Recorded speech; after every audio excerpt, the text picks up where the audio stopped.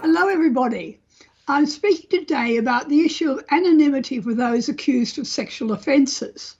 Here in Australia, we've seen a steady stream of well-known men named and shamed in the media after being accused of sexual harassment or sexual assault.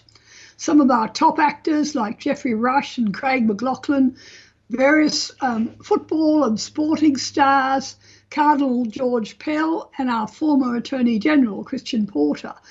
Case after case of men eventually being found not guilty, but only after horrific public humiliation and hounding.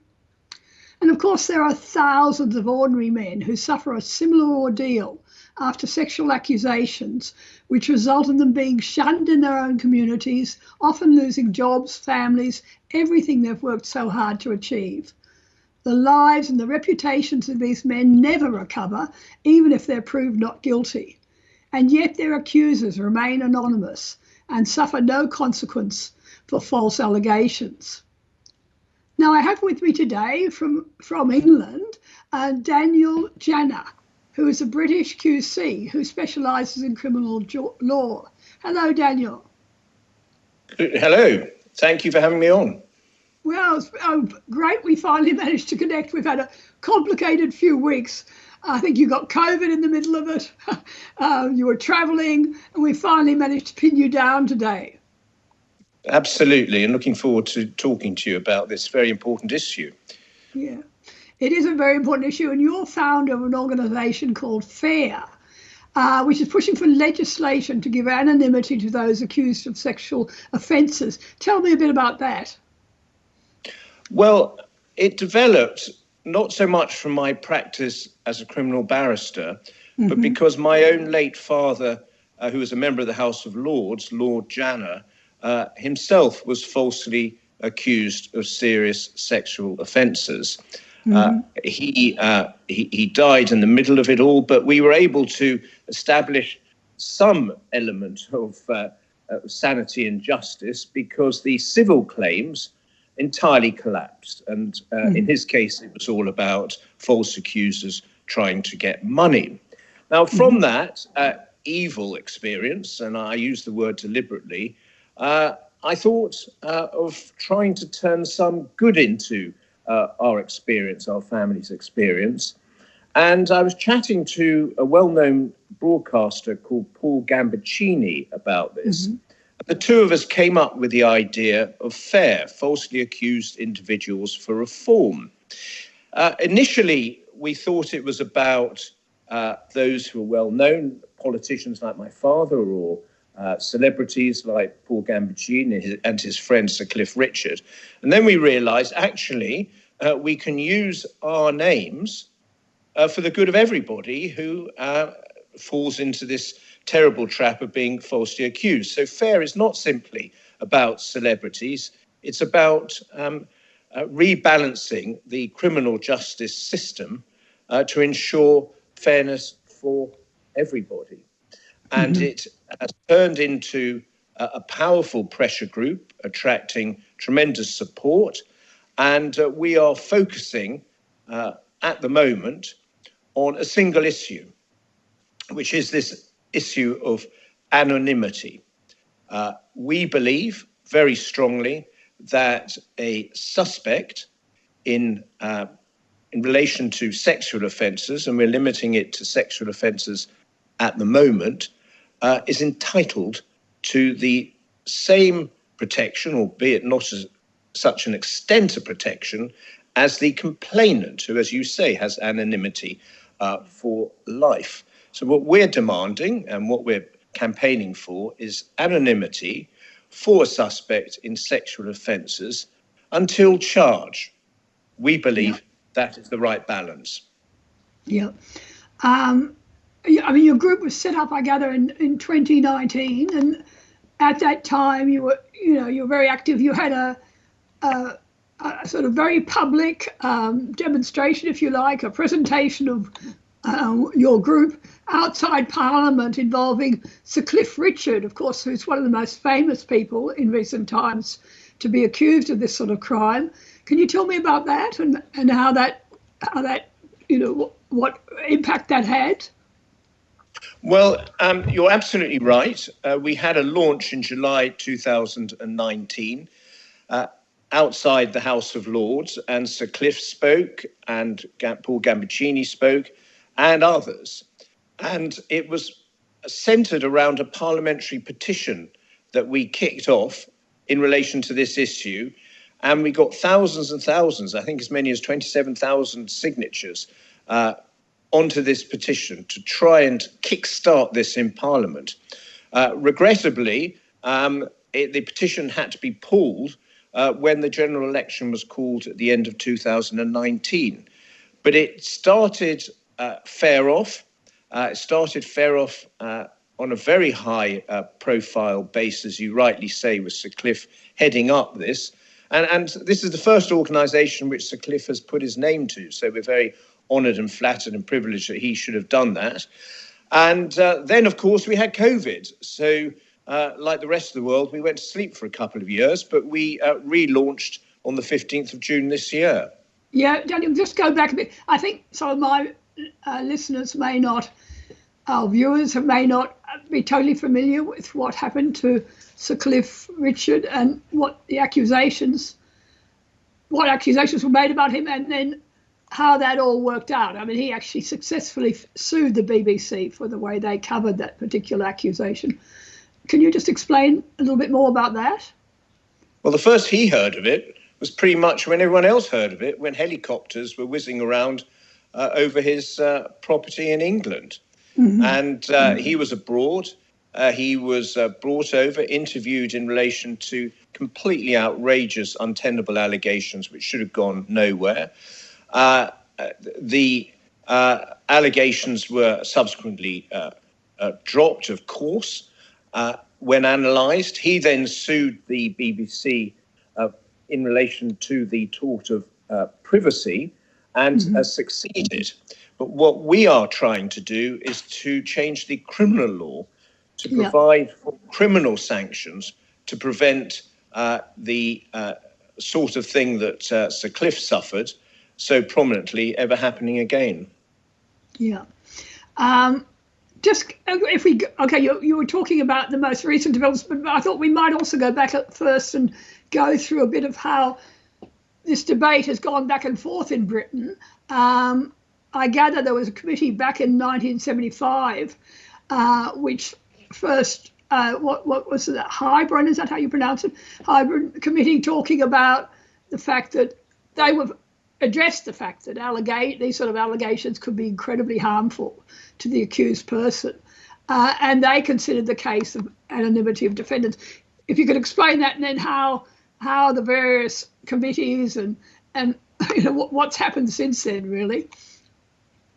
Well, for a short period in the mid to late 70s, there was anonymity in relation to rape, cases of rape, but that was amended and abolished. So we're back in the position that we've always been in, when a suspect can be named and shamed. And the problem is, as you indicated really in your opening, is that the stigma never goes away. Yeah. There's an awful expression, there's no smoke without fire.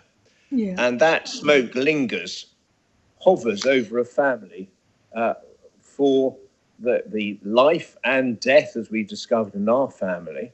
And that's what this campaign is designed to stop. In other words, to bring the law back to how it was briefly. And I'm pleased to say that following the meeting we held on the 15th of June in the House of Lords, Lord Pannick is going to propose an amendment along lines we have drafted in the House of Lords. Oh, good. Yeah. Now, the argument, of course, from the other side, and the way that whenever this has been raised, the women's groups come up and argue that it's terribly important that the anonymity, that these cases are in the public domain because they want to encourage more alleged victims, to come forward and add to the complaint. Talk to me about that and how you would argue against that, and how much weight that's been given over the years. Well, you're absolutely right. That is the principal argument. And in some cases, it's a fair point. So within the draft amendment that we're proposing is a provision for lifting the blanket ban on application by whether it's police or journalists to a judge to say, well, hang on a minute, this person is very dangerous. There's an urgency in naming this person to prevent immediate harm to potential victims. And in those cases, it is right that the individual is named. Now, what we've tried to achieve is a balance. In other words, that a suspect cannot be named until charge.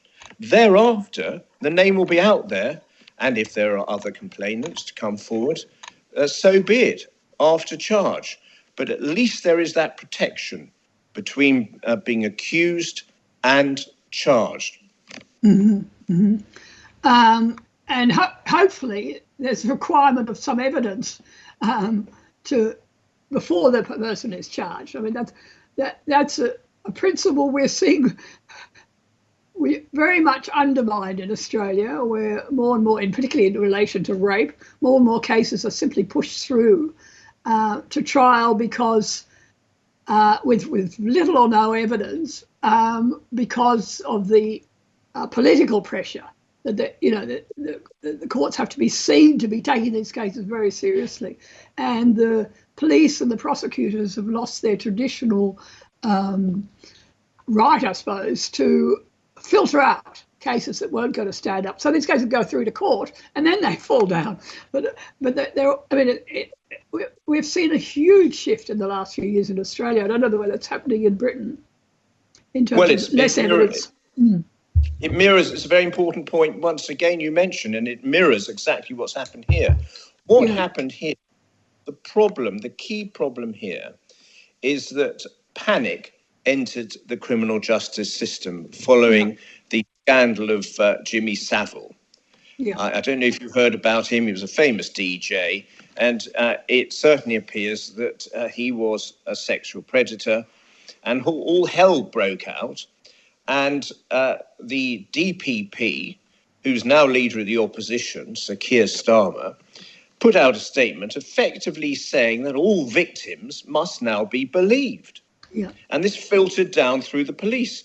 So this was a green light to false accusers, to fantasists, to false compensation seekers to say, oh, well, if we're going to be believed, what have we got to lose? Very little, other than giving it a try. And we'll go for the wealthy, we'll go for the celebrities, and let the court sort it out, as you say. And if the individual is convicted, great. Civil claims will follow. So there was an unbalancing of the criminal justice system after the Jimmy Savile scandal, which we are and have started, I think, successfully to rebalance. How is it going? What do you feel your chances are? I mean, I assume the women's movement is working extremely hard to stop this happening. Tell me about the state of play. Well, we're in for the long haul. There's a very powerful women's lobby in the House of Commons in both parties, and the falsely accused doesn't attract votes. That doesn't mean we don't stop pressing this. And Sir Cliff's success in the civil courts has helped, and the police are more reluctant to put an individual's name out there, but it certainly happens. And there's no criminal sanction to prevent it happening. And I think that it's going to take a very long time before we succeed in getting this amendment through. We could be talking years. Do you, I gather there's some proposed new Irish bill which is going to provide anonymity for victims and the accused. Do you know anything about that? Well, Ireland is almost the single country that does provide anonymity in relation to sex cases. as it stands. Actually, let me correct that. I think in relation to rape cases, and they're proposing a bill to extend it to all sexual offences. How is it that's got through there? Do you know? I mean, why would that be playing out differently from the UK? Well, I think there was a very big sporting case. I think it was a rugby case where the accused were falsely accused, and that's caused a tremendous hoo-ha there. But I don't know much more about the Irish system, I'm afraid. Okay, all right. And of course, Australia is similar in that, as I've implied, there's no protection in Australia. The accused are named, can be named very publicly. Although we've had some successful cases of them suing the media afterwards, which is one way of curbing some of the excesses in this situation. But I gather I've been talking to people in the in the US and in Canada, New Zealand. The feminists have an incredible grip on our justice system at the moment. And to make inroads on this particular issue means really taking them on when they always make this case, as you've said, of the need to encourage other victims to come forward, which of course is only relevant, as you say, in certain cases, a minority of cases, I would have thought.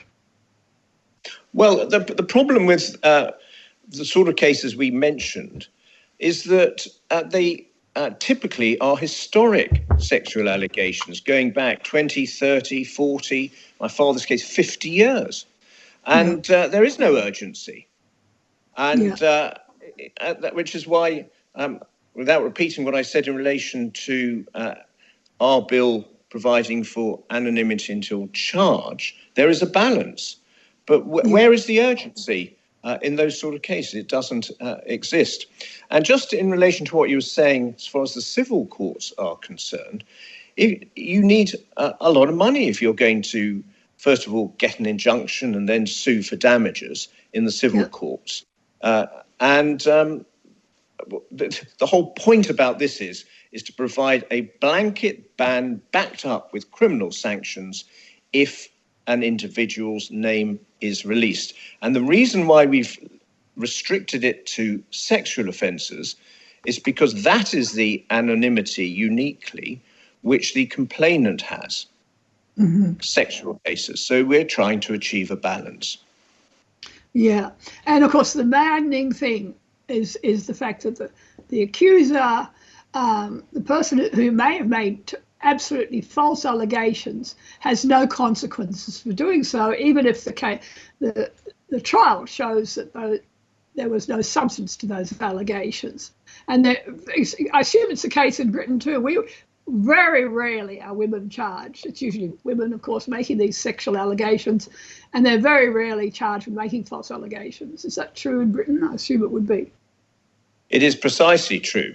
And the reason is that the prosecutors and the police take the view that it would undermine the entire system as if each time there was an acquittal, there was a risk of the complainant being prosecuted himself or herself, because they say this would put people coming off and their evidence is tested, the burden and standard of proof comes into play, and it wouldn't work if they were to be prosecuted. Of course, there are cases. I haven't heard of one which is actually gone to trial. Actually, I think there may be one or two where they actually went to trial and the complaint was prosecuted. But in the main, there have been cases, both in relation to men and women, who have been prosecuted for making blatantly false allegations for perverting the course of justice. Most recently, there was a case called Carl Beach, who's serving 17 years, who made false allegations against former Home Secretary Leon Britton, former Tory MP, and my own father. Yeah. Yeah, we had a famous case here in Australia, a woman called Sarah Jane Parkinson, who set up her ex-fiancé. A complicated story, but essentially she made 30 or so false allegations against him and was eventually caught out and went to prison, but absolute minimal, less than 2 years in prison and was released early. And she's still now out there again. And she had all these rather crooked cops helping her who, well, we were hoping one of them would end up in prison, but he seems to be now appealing again. And so it goes on and on. But I mean, the reason that case was so well known is it's so rare for a woman to end up in prison as a result of that sort of allegation. So it ended up as a whole hour on 60 Minutes because it was a real revelation.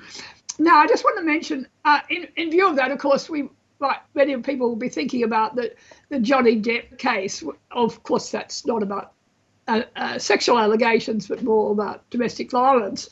But what is fascinating about that is that I think one of the reasons it attracted so much attention was here was a woman who was so clearly caught out lying about what had happened to her. And she did face real consequences in terms of losing money and damage to her career as a result of the way that all played out, to enormous applause from around the world. I mean, the number of people viewing that, the really incredible support Johnny Depp got, I think speaks to a frustration in the community about the fact that people can make these accusations and get away with it. But I want to mention for my viewers that there is now going to be a falsely accused day, which is going to be held on the September the 9th, which will be soon after we get this video out, I think.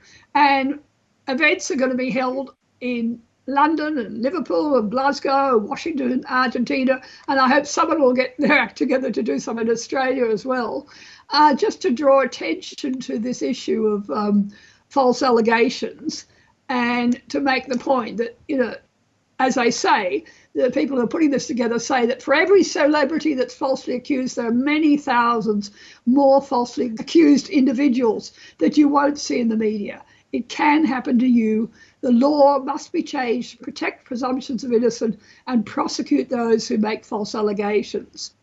Now, I know, Daniel, that's not the territory we've been talking about here, but it's sort of the flip side of the coin in a way, to take action over false accusations, and maybe that's another whole area of legislative change that people need to explore further down the track.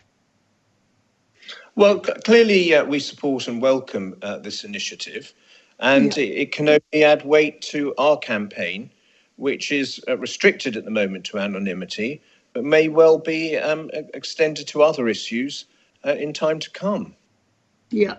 But I think you're fighting the right battle, an extremely important battle. And many people have written to me over the years, many men have written to me who've found themselves receiving, public attention as a result of a false allegation and about the devastating effects on their lives. And of course, it's not just them, it's their families. I hear from them, the mothers of young men in this situation.